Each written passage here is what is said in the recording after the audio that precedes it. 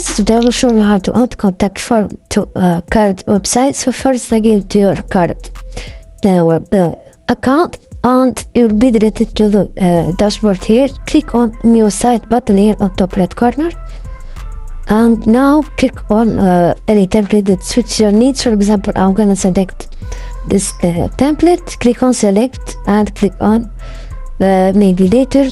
This is premium template. Let's select a free template. Click on this template and click select.